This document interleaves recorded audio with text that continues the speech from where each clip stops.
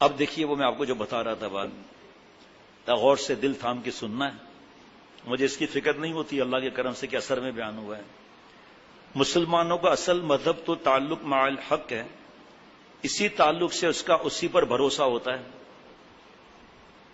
مسلمان کا، اور یہی کامیابی کی جڑ ہے. محمد بن قاسم نے جس وقت ہندوستان پر چڑھائی کی تھی، جو راجاؤں کی متعدد بیویاں جو نہایت ہی حسین تھیں قیدی ہو گئیں. فتح کر لینے کے بعد ان لڑکیوں نے خود کو محمد بن قاسم کی طرف رغبت ظاہر کی، مگر انہوں نے التفات بھی نہیں کیا محمد بن قاسم نے، اور صاف انکار کر دیا، اور ان کو دارالخلافہ کیپٹل بھیج دیا کہ خلیفہ وقت کے اختیار ہے، وہ جس کے چاہے سپرد کریں، جو اس وقت کا قانون تھا باندیوں کا وغیرہ کا.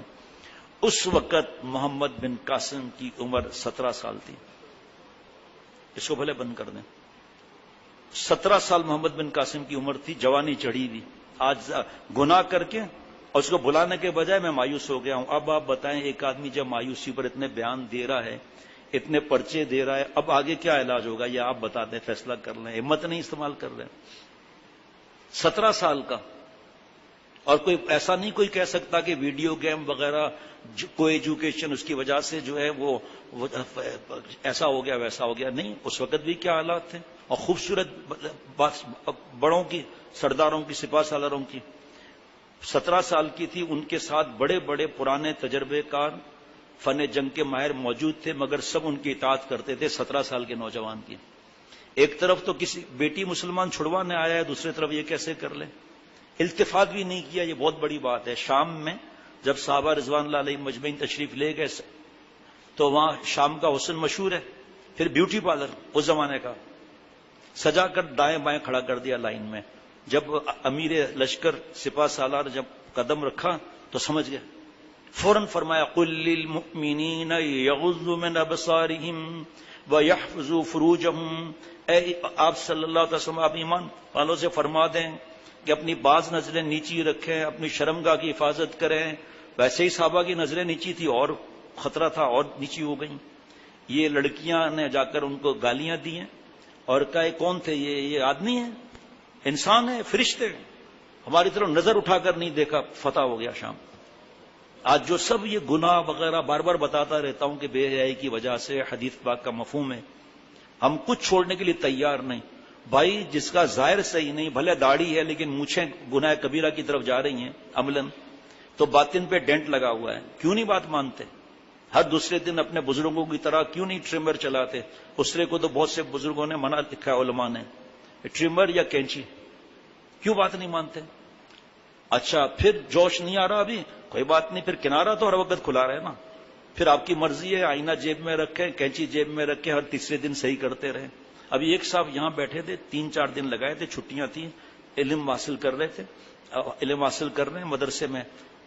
اللہ کی قدرت کی میری نظر اس طرف تھی تو میں تو اس سے نہیں پوچھ رہا تھا، میں تو بتا رہا تھا مونچھوں کا. مجھے صحیح تھی، کنارہ کھلا ہوا تھا. میں نے کہا ہمارے دوست جو روزانہ کا تعلق ہو یا نہ ہو، کسی درجے کا بھی ہو، وہ بتاتے کیوں نہیں ہے کہ اول کیوں نہیں؟ ہاں جو لڑکے امرد ہیں نا، 17 سال کے 18 سال کے ہیں، وہ مجھے نہیں کاٹ سکتے، ہر وقت کنارہ کھلا رہے گا. 19 سال کے ہیں، کنارہ کھلا رہے گا. 22 سال کے ہیں لیکن چہرے پر میلان اور کشش ہے جس کا اب تفصیل کا موقع نہیں، ان کو کنارہ کھلے رکھنا ہے. جیسے آپ ہمارے یہاں دیکھیں گے کچھ کا مونچھیں ہوں گی، تو آپ کیوں مونچھیں رکھ کر بیٹھے ہیں؟ بھائی ہمیں فائدہ بتاؤ، ہم آگے بتائیں، آپ کو ثواب ملے گا. فجر میں وقت لگا رہے تھے، فجر میں دیکھتا ہوں مونچھوں گلڈا صاف. یہ ہے صحابہ رضوان علی مجمعین کی نقل. سمعنا واطعنا. جب پتہ چل گیا ایک بات کا، چلو پتہ نہیں تھا یہ بھی تو ہم بول نہیں سکتے نا، جب پتہ چل گیا اب کیا مسئلہ ہے؟ یہ کیوں عادت ہمارے اندر نہیں آتی کہ سن لیا عمل کریں گے تو ایک نیکی دوسرے نیکی کو کھینچے گی؟ میں تو اس پر پورا حضرت نے جو سکھایا تھا نا اس پر اللہ بیان کرا دے صرف، تاکہ میں بھی سدھر جاؤں، میرا دل بھی بدت صحیح بن جائے.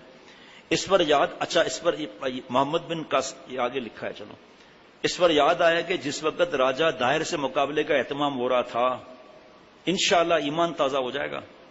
جس وقت راجہ داہر سے مقابلے کا اہتمام ہو رہا تھا، اس وقت محمد بن قاسم کو معلوم ہوا کہ راجہ داہر نے اپنی بہن سے شادی کر لی ہے.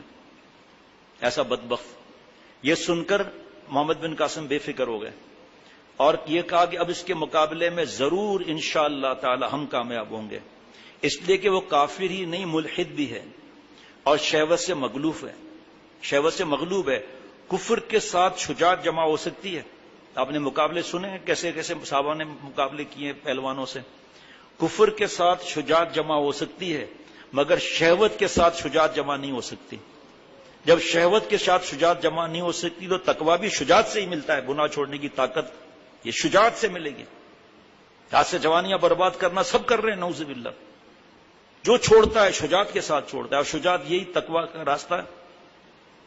کیا عجیب جملہ ہے. میں تو اتنا زیادہ مست ہوا ہوں اثر سے کہ اور یہ جو ہم لوگ گناہ نہیں چھوڑ رہے سانڈ کی طرح بار بار گناہ کر رہے ہیں ہمارے لیے جوتا ہے. یہ فرمایا کہ شہوت سے مغلوب ہے. یہ کفر کے ساتھ تو شجاعت جمع ہو سکتی ہے مگر شہوت کے ساتھ شجاعت جمع نہیں ہو سکتی. داڑھی کیسے رکھ لوں لوگ کیا کہیں گے. مونچھیں اڑا دوں تو کہے گا چکر میں آ گیا. 10,000 کی شرط لگی ہوئی ہے. بال سنت کے مطابق کر لوں تو کیا سب کہیں گے. کیا باتیں ہیں. یہ محمد بن قاسم میں نے بول دیا تھا اثر میں پھر ابھی یاد ہے لکھا ہوا ہے. یہ محمد بن قاسم حجاج بن یوسف کے داماد تھے. حجاج بن یوسف نے کتنے ظلم کیے. صحابہ رضوان اللہ علیہ مجمعین کو اس بے دردی سے شہید کیا. کعبہ شریف پر جو توب خانہ ہوتا ہے نا منجنک کہتے ہیں اس کو جس میں بڑے پتھر رکھ کے داغا جاتا ہے. کانہ کعبہ پر اس بدبخت نے حملہ کیا ہے. خانہ کعبہ کو جلایا ہے اور گھیرا لگا ہوا تھا.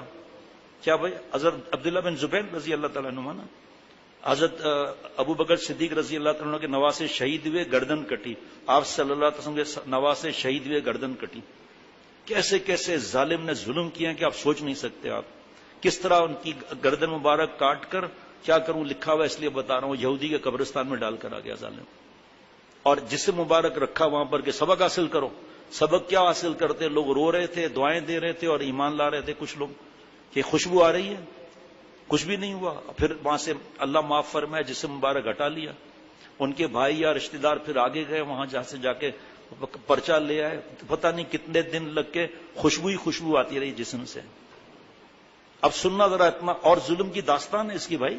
خانہ کا اور حضرت ابو بکر صدیق رضی اللہ عنہ کی اہلیہ اور بڑھیا اس سے کیا بدماشی کی اس بدبخت نے. اور پھر بڑھیا کے پاس حضرت عبداللہ بن زبیر رضی اللہ تعالیٰ عنہ اپنی والدہ بوڑھی کے پاس آئے اور آ کر کہا ماں آپ چاروں طرف سے گھر چکے ہیں. چند لوگ ہیں باقی سب شہید ہو گئے ہیں. اب آپ جیسے حکم دیں. دیکھنا تھا ماں کا دل کیا ہے. کہا بیٹا کس چیز کا حکم دوں. میں تمہاری شہادت کا انتظار کر رہی ہوں. کس چیز کا حکم دوں. کہا میں بینائی کمزور تھی. کہا میں تو کفن پہن کے ہی تو آیا ہوں. آخری سانس تک ان کے ساتھیوں نے اور حضرت عبداللہ بن زبیر وہ کیا سنا چکا ہوں 2-3 دفعہ آنسو نہیں رکتے. جس دروازے سے خانہ کعبہ کے وہ آتے اکیلے حضرت عبداللہ بن زبیر رضی اللہ تعالیٰ مار کے آگے تک پھر اندر آ جاتے. پھر دوسرے دروازے سے پھر ظالم نے پتھر برسائے. ایک اینٹ آ کر لگی. کیا ظلم ہوا ہے آپ سوچ بھی نہیں سکتے. حجاج بن یوسف کے کہنے پر کھانا پینا بند کر دیا اور گولے برسائے خانہ کعبہ پر آگ لگائی ہے. یہ کسے کہنے کی باتیں تھوڑی ہے. جو لگا ہوا ہے موویوں میں سارے رات جاگنا سارا دن سونا انہیں کیا معلوم کہ کیا حالات ہیں ہم تک دین کیسے پہنچا. اب سننا ذرا ہوں کہ مگر شہوت کے ساتھ شجاعت جمع نہیں ہو سکتی. یہ محمد بن قاسم حجاج بن یوسف کے داماد تھے. ہاں وہ لڑکیاں بھیج دی نا اس میں ایک حسین تھی. اب یہ یا کوئی اور جو بھی اس نے محمد بن قاسم پر الزام لگا دیا بغیر تحقیق کے. ایسا ظالم تھا بغیر تحقیق کے اس کو بند کر دیا. اب بہت عرصے کے بعد جب حقیقت کھلی جب تک تو ہڈیوں کا ڈھانچہ بن چکے تھے. اسی حالت میں ان کو وفات بھی ہو گئی. سوچو خود حجاج باوجود اتنے بڑے ظلم ہونے کے کفار کے مقابلے میں بہت جوشیلا تھا. خود ظلم تک مسلمانوں پر کرتا تھا مگر اہمیت اسلام اور غیرت اسلام بھی قلب میں بے حد تھی. دوسرے مسلمانوں کو ستائیں کوئی برداشت نہیں کر سکتا تھا اور یہ برداشت کر لیا. ذرا دیکھنا ذرا. لیکن یہاں حضرت تھانوی رحمۃ اللہ علیہ دوسری بات سکھا رہے ہیں. اور عبادت کی رغبت میں اس شخص کی یہ حالت تھی کہ شب میں 300 نفلیں پڑھتا تھا.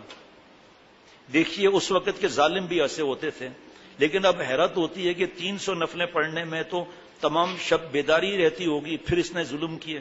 اب یہاں پر اتنا مضمون ہے. میں ابھی دعا کر رہا ہوں اور انشاءاللہ تعالی ہمارے ساتھی تو فوراً ہی سمجھ جائیں گے میں کیا کہنا چاہتا ہوں.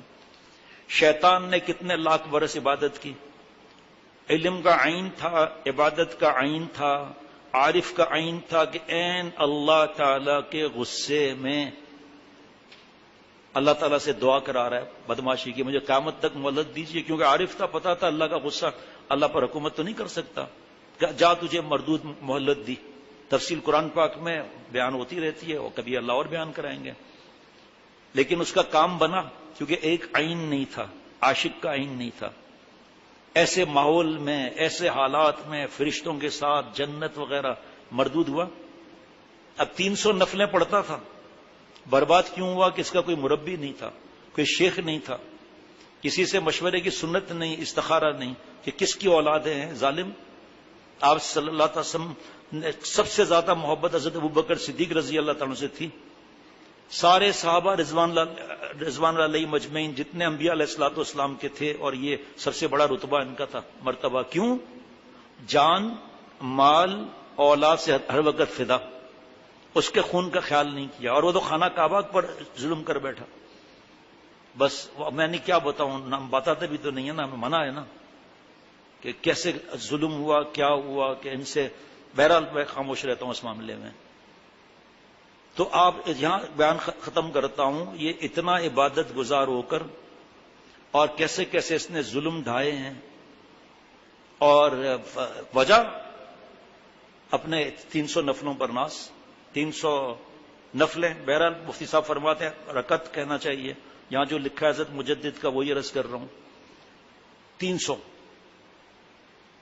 آپ سوچو کہاں عبادت گئی، کہاں دعائیں ہوئیں، لیکن کھوپڑا الٹ گیا۔ اللہ تعالیٰ اس پر کیا مضمون ہے، کتاب لے لیں، 470 کی کتاب، ابھی صفات کی، پیسوں کی نہیں، صفات کی، ابھی چاہیے ابھی لے لیں، کوئی منع نہیں۔ اس کو انشاءاللہ فجر میں بھی اللہ بیان کرا دے، اور جمعے میں تھوڑا یہ نظر کی حفاظت پر کے دیکھو، آپ کے 17 سال کا نوجوان، اتنی لڑکیاں مل رہی ہیں مفت میں، کون سا حجاج بن یوسف کو پتا چل جاتا سینکڑوں میل دور کا، پتا بھی چل جاتا تو کیا کر لیتا، کہ کوئی مسئلہ نہیں۔ ہمیں تو خیر یہ نہیں پتا وہ کیا بولتا نہیں بولتا، لیکن سوچو تو صحیح، اتنی ساری حسین لڑکیاں، 17 سال کی عمر، اور فتح کیا ہے تو وہاں بڑوں کے پاس کتنی ان کی عزت ہو گئی، لیکن نہیں۔ اور پھر ابھی اچانک، حالانکہ اثر میں بھی بیان ہوا تھا، لیکن صحبت صالحین کی طرف دھیان نہیں گیا، ابھی اللہ نے دھیان دلا دیا۔ اللہ تعالیٰ اپنی رحمت سے مجھے اور ہم سب کو اللہ والا بنائے، عافیت سے رکھے۔ جی کیا ہے؟ ٹھیک ہے۔ ربنا تقبل منا انك انت السميع العليم